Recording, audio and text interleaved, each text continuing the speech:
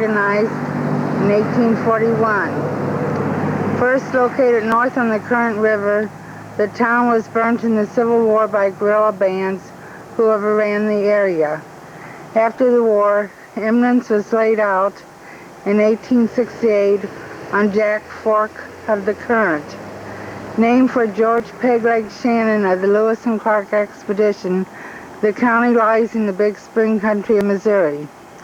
In this region is over 5,000 square miles of 11 of 69 United States springs of the first magnitude, 64,600,000 gallons daily minimum. 3 of these, Alley's, Blue Spring, and Welch, are in this county. Of 23 ebb and flow springs in the U.S., 5 are in Missouri, 3 are in Shannon. In 1924, 2 state parks were established near Eminence.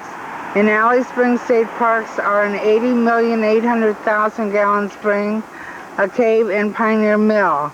At Round Springs State Park, a spring gushes into a bowl 80 feet across and 30 feet high. Parts of the county are in Clark National Forest, set up in 1933 through 39. West of Jack Fork is the Missouri State Teachers Association Resort, Bunker Hill. Eminence serves a resort lumbering and livestock farming county, first settled in the 1820s by pioneers from Kentucky and Tennessee. The county is part of the region ceded by the Osage tribe in 1808 and utilized by Shawnee and Delaware Indians until the 1820s. Missouri's first copper mine was opened near here by Joseph Slatter in 1837. Others were established, but mining was not done only intermittently after Michigan's mines were opened in 1846. Iron was also mined for a time, and in World War II, Missouri's only magnesium mine was opened at Thorny Mountain. The forest resources of Shawnee County were harvested by thousands of acres of big lumber companies between the years 1880 and the 1920s. The town of West Eminence, Winona, and Birch Tree were once booming lumber camps. A program of reforestation is bringing the timber back to the hills. Among scenic points are the state parks, Blue Springs at Owl Bend of Current River, ebb and flow springs at the mouth of Jack Fork, Welch Springs at Cedar Grove, and in Horse Hollow, Sinking Creek. This was established by the State Historical Society of Missouri and we will be seeing it in the early morning today. This is the road, gravel road that we're using to go to Blue Springs. It's very picturesque. The sun is not out yet, but it's still light. We're going through the trees, and all of a sudden you can see it's like you're going through a tunnel. There's an opening down here, and we will see what it is. Just keep to the right, so this is probably the spring. We're probably entering towards the spring. Yeah, sign. This is a sign for Blue Springs, and it is like any other of the springs that come from underground.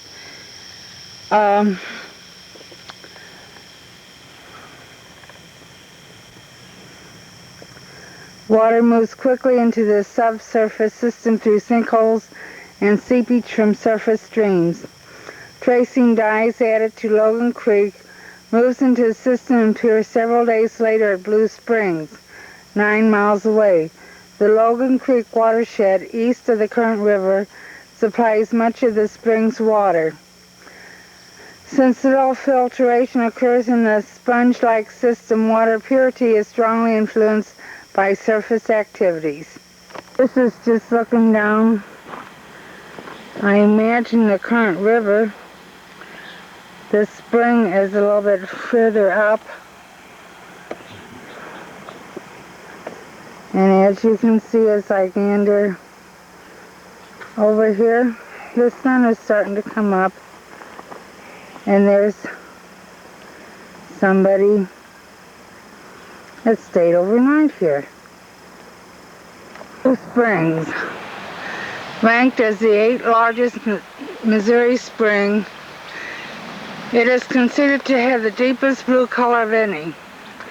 Daily flow averages 87 million gallons. In order to preserve this beautiful spring, the surrounding 17 acres have been designated as a national area. Visitors are permitted only on or along the trail established for public use. Your help in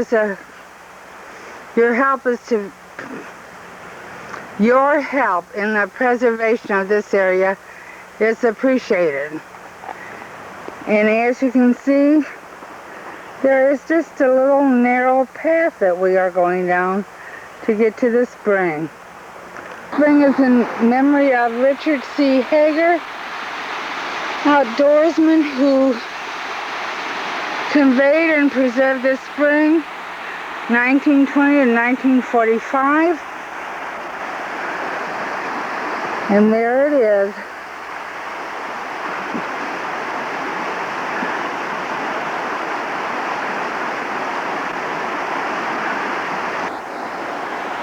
This is Blue Springs, and if you look at the water, it is a sapphire blue, and it's very, you can see the rocks, it's mural.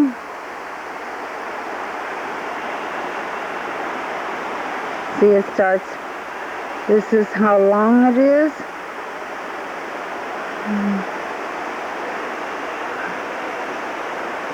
We are standing on the lower platform that they have arranged, and I'm going up the rock and over.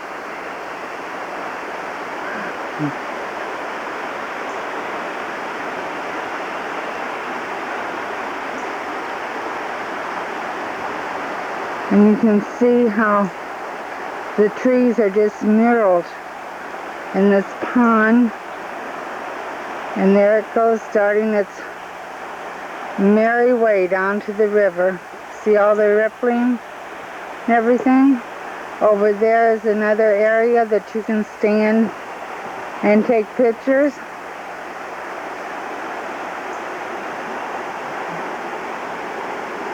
And this is the wilderness. There is nothing but a little path.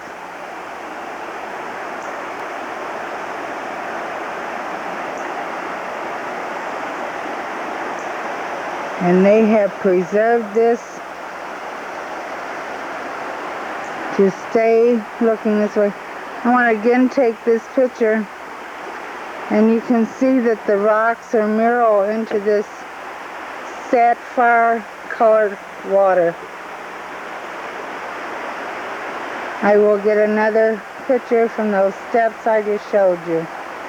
If you look here, the water looks green. That's from all the water growth underneath. And it's just before it starts rippling over the rocks.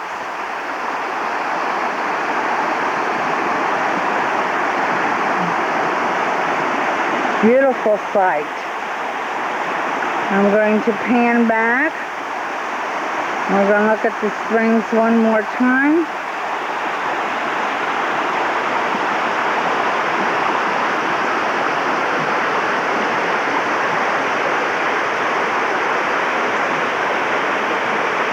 And show you its beauty. We'll go up as high as we can to show you the rock above it. Pan back and bring the spring to us again so you can see the sapphire water and how it's like a mirror lake.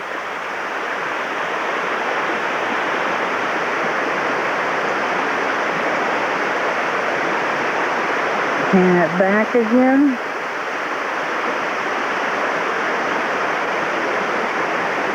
And that's where I was standing the first time to show you the beautiful sapphire color of this water. And it's definitely a blue spring.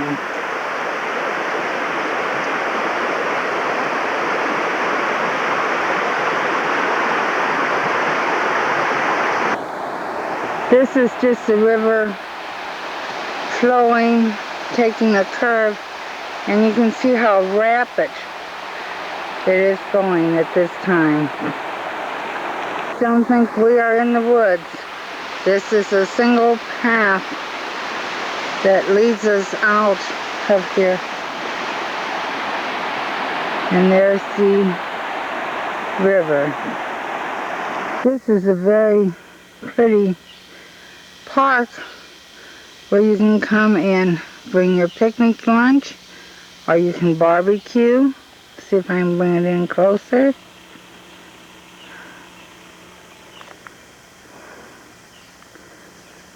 And just enjoy the day. Of course, with the river and the springs, and it being the latter part of July, there's not that much air down here. It's very humid and muggy and hot.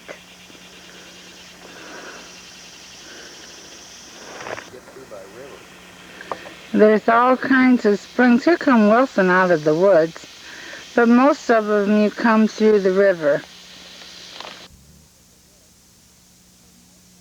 We are now leaving Blue Springs, and this is the country path that we came through, and you can see the sun is starting to come out. It's now almost 9 o'clock in the morning. I found some